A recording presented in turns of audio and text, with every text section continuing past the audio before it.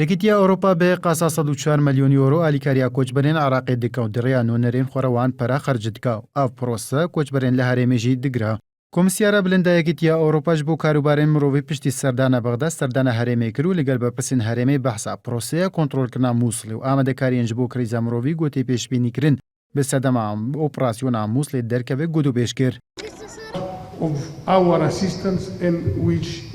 ئێمە نامانەوێت لە عێراق قەیرانی مرۆیی ڕوو بدات بە تایبەتی لە کاتی کۆنتڕۆلکردنەوەی مووسڵدا و هاوکاریەکانیشمان بەردەوام دەکەین. سەردانیکردنم بۆ هەرێم و کۆبوونەوەم لەگەڵ بەرپرسان سەربێنەری ئەوەیە هەر هاوکاریەک لەلایەن یەکێتی ئەوروپاوە بدرێت بە ئاوارەکانی عێراق ئەوانەی هەرێمیش دەگرێتەوە. ئەوەی لەم سەردانمدا بینیم بە تایبەتی دۆخی ناوچەکە لە کاتی گەڕانەوەم بۆ ئەوروپا بۆ دۆستەکانمانی باس دەکەین تا هاوکاریەکانیان زیاتر بکەن.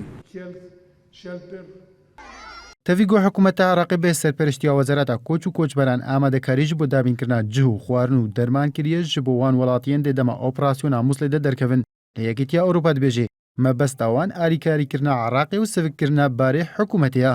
بەرپرسی فەرمانگا پەیوەندیên derveyê حکوومەتە هەرێمە jî dibêje di niha de mehana 117 ملیۆن دۆلار ji بۆ کۆچبەرên li herêmê tê xerckirin. هەرێم jî pêwîst bi alîkariyê heye ne tenê ji bo کۆچبەران lêbelê ji bo welatiyên herêmê jî. بە پێی هەموو خەملاندەکانکەوە نزیکەی ملیارێک و نیو دۆلار پێویستە ساڵانە بۆ بایەختان بوانە بەڵام لە حاڵەتێکدا کەوە 2 ساڵە قەیرانی ئابووری و دارایی کاریگەری بەسەر هەرێمی کوردستان کردووە کۆمەڵگای خۆشمان پێویستیان یان جێرخانی ئابووری لە هەرێمی کوردستان پێویستی بە هاوکاریە ناکرێت تەنها ئێمە داوا لە کۆمەلگای نێودەوڵەتی بکەن هاوکاری ئاوارە و پەنابەران بکەن چونکە خەڵکی خۆشمان لەو شوێنانە پێویستیان پێێتی.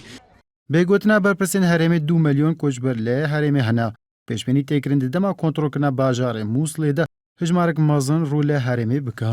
Wezareta Koç û Koçberan a Iraqê 3000 çadir ji bo xelkê Mosulê amade kiriye got pêşbînî têkirin di dema operasyona Mosulê de ji Mosulê derkevin.